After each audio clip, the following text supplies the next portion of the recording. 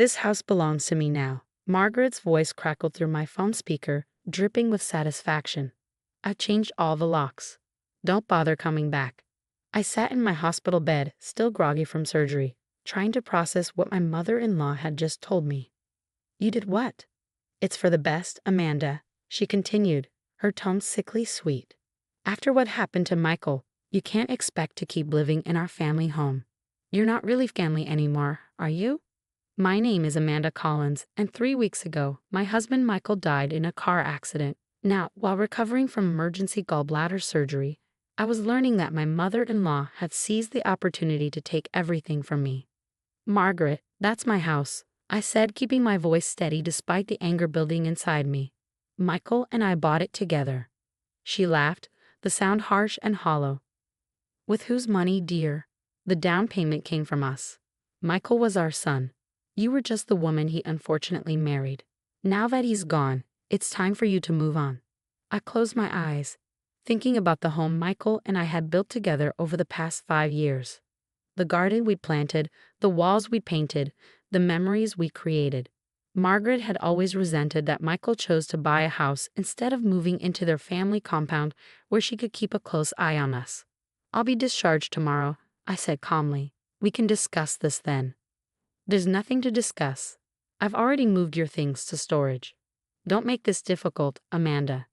You know how upset I can get when people cross me. Oh, I knew. I'd spent 5 years watching Margaret manipulate everyone around her, using her wealth and social connections to always get her way. She'd never approved of me, the middle-class teacher who'd trapped her precious son. Now she was making her final power play.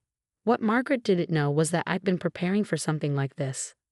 Michael and I had seen how she treated his brother's widow, essentially forcing her out of the family after his death 2 years ago. We'd made sure to protect ourselves legally. One more thing, Margaret added, her voice sharp. I've arranged for the movers to clear out your little home office tomorrow. All those papers and files you keep, they're just cluttering up the house. My heart skipped a beat. My office, where I kept all my documents, including, don't touch my office, Margaret, I said, an edge creeping into my voice. Too late, dear. The movers are already here. Oh, what's this? A safe. How interesting. I'm sure Michael left me the combination somewhere. I hung up the phone, my hands shaking not from fear, but from anger. Margaret had finally overplayed her hand. I picked up my phone again and dialed a number I'd hoped I'd never have to use. David Harrison speaking, a deep voice answered. Mr. Harrison, this is Amanda Collins. I need you to execute the contingency plan we discussed. Margaret's making her move. There was a pause, then a slight chuckle. I was wondering when she'd try something like this. Don't worry, Amanda. Everything's in place. Would you like me to send someone to the house now? Yes, please. She's trying to break into my safe. Consider it handled. And Amanda? I'm sorry about Michael. He was smart to help you prepare for this. After hanging up, I lay back in my hospital bed, remembering the conversation Michael and I had after his brother's death. My mother will never change, he'd said. Promise me you'll let Harrison protect you if anything happens to me. I promised, though I'd hoped it would never come to this. Michael had known his mother better than anyone. He'd seen through her manipulations, her need for control, her inability to accept that her sons had lives separate from her. The next few hours were quiet. Too quiet. Margaret didn't call back, and I wondered if Mr. Harrison's team had already arrived at the house.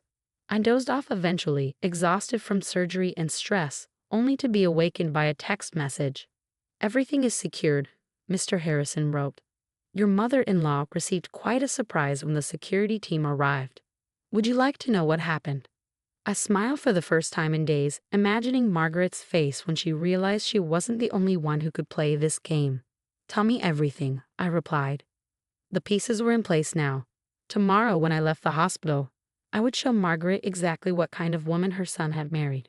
She thought she was dealing with a grieving widow, too weak and dependent to fight back. She was about to learn how wrong she was. The next morning, I was discharged from the hospital.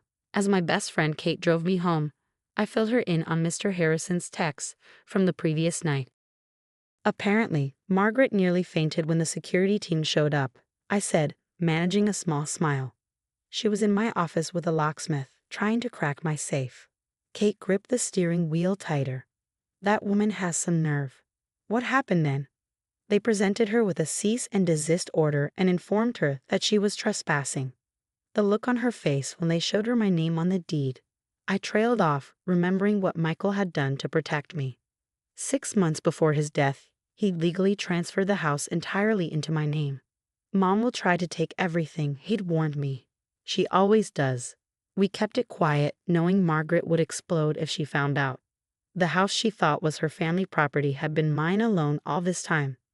As we pulled into the driveway, I saw the new security cameras Mr. Harrison's team had installed. The locks had been changed again, this time by my people.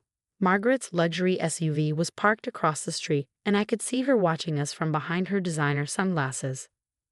"Need me to stay?" Kate asked, eyeing Margaret warily. "No, I got this." Harrison's team is still inside, documenting everything she tried to move or take. I walked up to my front door, ignoring Margaret as she got out of her car. The security guard posted at the entrance nodded to me, checking my ID before letting me in. "Amanda." Margaret's voice rang out behind me. "This is ridiculous. You can't do this to me. I'm your mother-in-law." I turned slowly, facing her. "Was my mother-in-law, Margaret. You gave up that title when you tried to steal my home while I was in surgery." "Steal?" she sputtered, her perfectly made-up face reddening. "This is our family property. Michael would have wanted." "Michael knew exactly what you would do." I cut her off. "Why do you think he put the house in my name alone?" She froze, her mouth hanging open. "He wouldn't, you're lying." Mr. Harrison chose that moment to step outside, carrying a thick folder. "Mrs. Bennet," he addressed Margaret formally, "I have here the documented evidence of your attempted theft, including security footage of you instructing a locksmith to break into Mrs. Collins' personal safe. Would you like to explain your actions to the police, or shall we handle this privately?" Margaret's face went from red to pale in seconds. "You can't prove anything.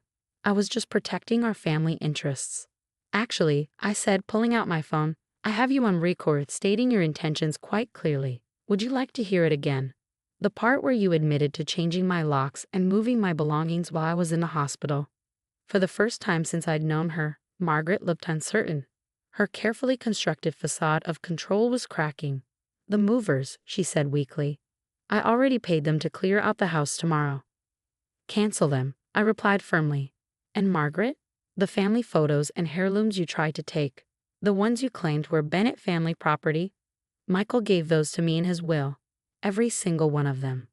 This was another detail we planned carefully. Michael knew his mother would try to erase me from the family history, so he'd specifically willed me the photos and mementos that meant the most to him.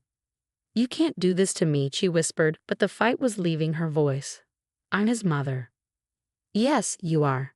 And if you had acted like a mother, if you had supported me after losing my husband, your son, things might be different. Instead, you tried to kick me out of my own home while I was in the hospital. Those aren't the actions of a grieving mother, Margaret. They're the actions of a bully." Mr. Harrison stepped forward. "Mrs. Bennet, I suggest you leave now. Any further attempts to enter this property without Mrs. Collins' permission will result in legal action." Margaret looked from me to Mr. Harrison, then back to me. For a moment, I saw something flicker across her face. Regret, perhaps, or recognition of what she'd lost. Then her mask slipped back into place. "This isn't over," she said, but her usual authority was missing. "Yes, it is," I replied quietly. "Goodbye, Margaret." I watched as she got into her car and drove away, her perfect posture finally slumping in defeat. Inside, the security team was finishing their documentation. Everything Margaret had tried to take was being photographed and returned to its proper place. In my office, I found the safe untouched. Margaret hadn't managed to crack it. Inside were the documents Michael and I had prepared, along with something else. Something even Mr. Harrison didn't know about. But that would have to wait. For now, I had my home back. The home Michael and I had shared, where we built our life together. Margaret had tried to take that away from me, but she failed. And she had no idea what was coming next. A week after Margaret's failed takeover attempt, I sat in my office, finally ready to open the letter Michael had left in our safe. "Only read this if Mom tries something," he'd written on the envelope. I'd been waiting for the right moment, and now, holding the slightly worn paper, I knew it was time.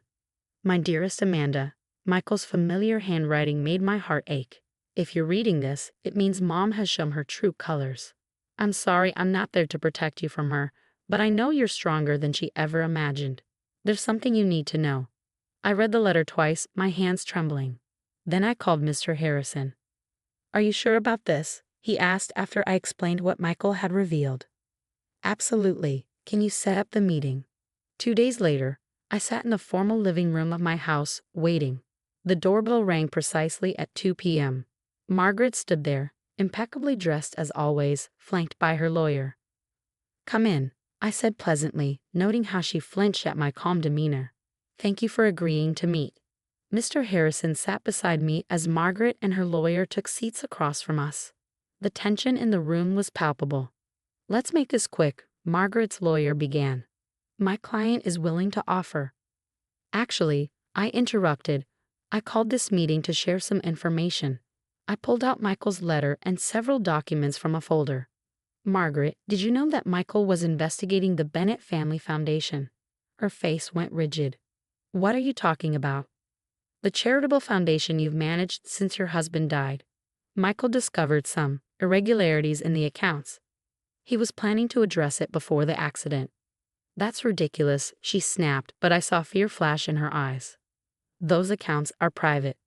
Not to a board member, I replied softly. Which Michael was, and now, as his heir, I am. The color drained from Margaret's face. Her lawyer leaned forward, suddenly alert. For the past 15 years, I continued, laying out documents one by one. You've been using the foundation's funds for personal expenses. Private jets, luxury vacations, even that attempted house lockout last week, all paid for with charitable donations meant to help underprivileged children. You can't prove any of this, Margaret whispered, but her hands were shaking. Michael kept meticulous records. He was going to give you a chance to make it right, to quietly repay the funds. But now, I met her eyes steadily. Now those records are mine. Her lawyer was already reviewing the documents, his expression growing increasingly grim. Mrs. Bennett, we should discuss this privately. No, Margaret stood up, her voice shrill. This is blackmail. You're trying to ruin me because I wanted to protect my family's property. Sit down, Margaret, I said firmly. I'm not trying to ruin you. I'm offering you the same chance Michael would have, a chance to make this right. She sank back into her chair, suddenly looking older than her years. What do you want? 3 things. First, you'll repay every penny you took from the foundation. Second, you'll resign from the board immediately. And third, I paused, making sure she was listening. You'll never try to interfere with my life again. Or what? She challenged, but the fight was leaving her voice. Or these records go to the IRS, the FBI, and every major newspaper in the state. Your choice. The next hour was spent in detailed discussion between the lawyers. Margaret sat silently, watching as her carefully constructed world shifted on its axis. By the time they left, she had signed preliminary agreements to begin the repayment process. At the door, she turned to me one last time. You've won. Are you happy now? I thought about Michael, about the life we'd shared, about the future we'd planned. This was never about winning, Margaret. It was about justice, for the foundation, for Michael's memory, and for me. After they left, I went to her bedroom and pulled out the photo album Michael and I had made together. In it was a picture from our wedding day, one of the few where Margaret was genuinely smiling before she decided I wasn't good enough for her son. You were right, I whispered to Michael's smiling face in the photo. She never changed, but you gave me the tools to protect myself. The next morning, I received a brief text from Margaret. I'm sorry. For everything. It wasn't much, but it was more than I ever expected from her. 2 months later, the Bennett Family Foundation had a new board of directors. The local papers praised the organization's restructuring and renewed commitment to transparency. Margaret had retreated to her vacation home in Florida, her social media presence notably silent. And me. I was finally able to grieve properly for Michael, to remember our love without the shadow of his mother's interference. In the end, that was worth more than any victory over Margaret. Sometimes the best revenge isn't about destroying someone else. It's about standing firm, protecting what's right, and honoring the memory of those we've lost. I think Michael would have been proud of that.